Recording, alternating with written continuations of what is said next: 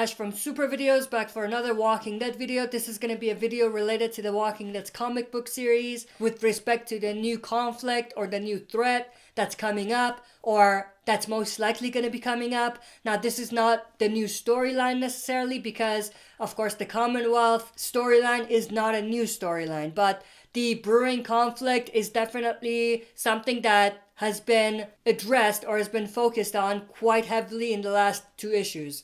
Now, if you are not a comic reader and if you don't want to know about the comic stuff, then I don't know why you would be on here, because this is a comic book specific type of video.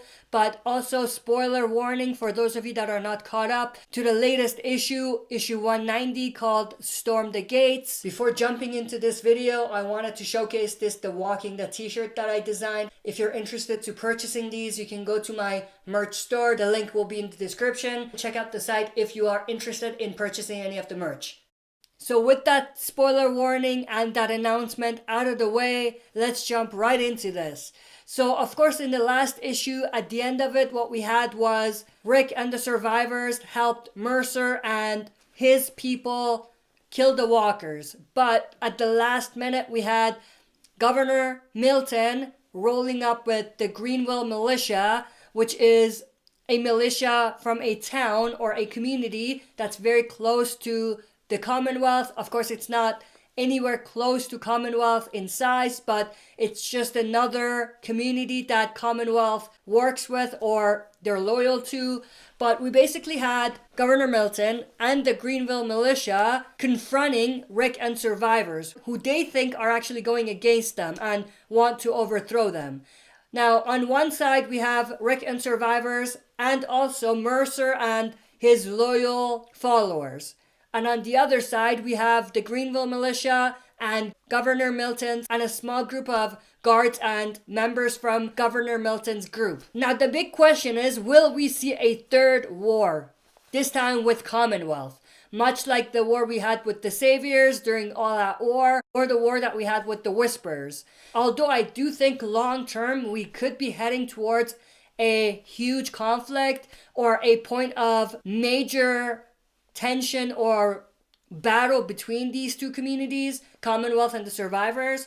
I don't necessarily think that this is going to lead to a large-scale war like the other 2 wars, specifically looking at All Out War, because the Whisper War wasn't really a large-scale war. But the main point is that I don't think we're going to see a war at this point. Long term, we could see skirmishes or battles between these 2 communities or these 2 network of communities, but I think short term, within the next couple of issues, there's going to be no war that's going to be kickstarted. There's a couple of reasons why I think that. One, which is not really part of the story, but it's more like how the comics does stuff. They haven't really advertised or commercialized any large war to come, which means that if it's going to be a war that's going to be coming up, it's not going to be in the next couple of issues. They're going to have to advertise it and they're going to have to commercialize this war before it actually comes up, so that, you know, their revenues skyrocket because people are waiting for the war, people are expecting a war.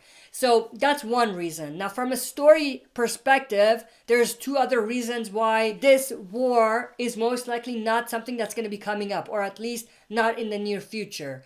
One of these is Rick himself. We still don't know where Rick stands. We don't know if there's going to be anything from Rick trying to avoid a huge conflict. We don't know that. We don't know whether he's going to be on the attacking side or on the defensive side.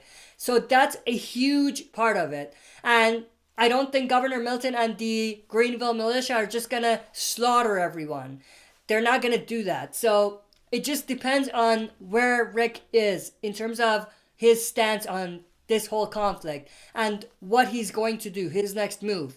The other thing that has a lot to do with this is Mercer and his followers. We don't know how many of Mercer's followers are actually loyal to him. They appear to be all loyal to him, but when the war starts or when the first couple rounds of shots are fired, where are they going to stand? Are they going to surrender or are they going to stay loyal to Mercer? Because that pretty much signifies whether this is going to be a 1 or 2 battle type of war or it's going to be a large scale war, like the Whisperers War or All Out War. Now, there's also another component which is kind of related to the last point that I made, and that's the Greenwell militia themselves. Because we don't know how loyal the Greenwell militia is to Governor Milton. We just don't know that. And again, just like I said, after the first few rounds of gunfight, that's going to be the point where the Greenville militia might make up their minds whether they want to stick with Governor Milton or whether they want to stay out of it. So that's also another component of the story that really impacts where the story might be going. But like I said, if I were to make a prediction, I would say even if we do get a conflict between these two, it's one, not going to be a large-scale war, I don't think. And also, the other part of it is that it will be in the long-term future. It's not going to be in the near future. But I definitely want to know everyone's opinions about this. What do you think about the Commonwealth conflict? And do you think that it's going to lead to a war, like the war with the Whisperers and the Saviors? And if you do, when do you think that war is going to come up? That's it for this video. See you next time for another super video. If you like what you see, press like, subscribe for more content, and press the bell button to receive notifications for daily uploads.